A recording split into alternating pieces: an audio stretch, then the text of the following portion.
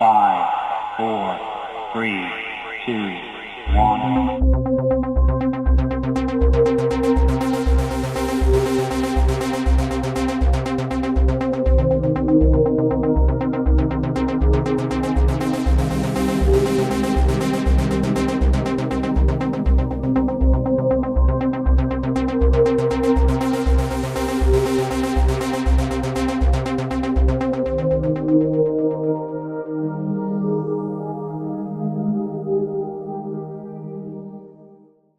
Hi, today I'm going to be talking to you about the work process and design decisions it took to make the Lou Garden's new website. I would like to start out at the paperwork phase. The first step to this phase, after the request for proposal, was a communications brief that explained the overall business goal, competitive analysis, targeted audience, user perception, and finally, the single-minded message. The second paper we fill out would be the keyword form. This paper is intended for search engine optimization, short for SEO.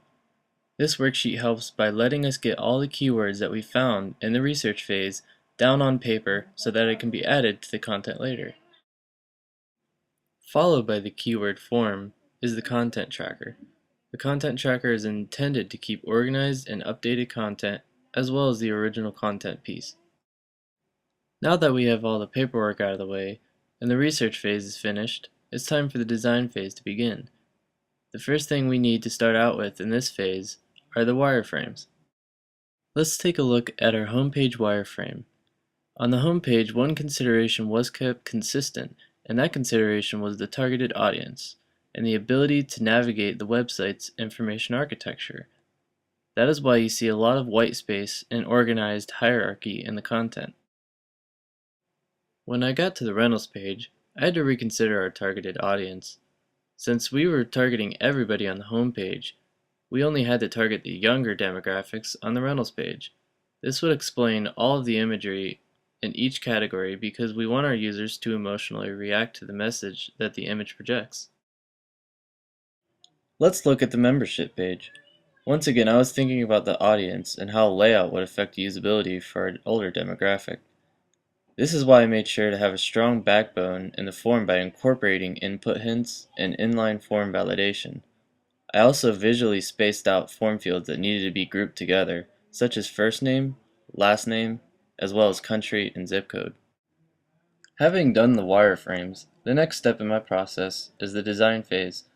This consists of wireframes that are taken and incorporated with imagery, color, styles, and type. It seems sometimes like creativity will never come at the right time. This is why before we start messing around with color, we go out and find inspiration and get a general idea of what we want for the site. This is our branding board phase. This gives us the ability to knock some major design decisions out of the way instead of later down the line. Now that I had an idea of the tone, let's take a look at our homepage. The overall tone for this site was organic. I really wanted the users to have the single-minded message in their minds. Placing the message on top of the page under the name achieved this very well.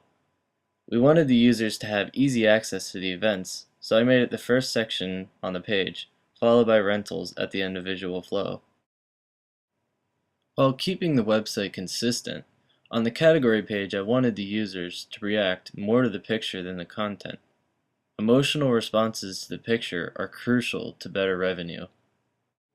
And finally, we get to the members page.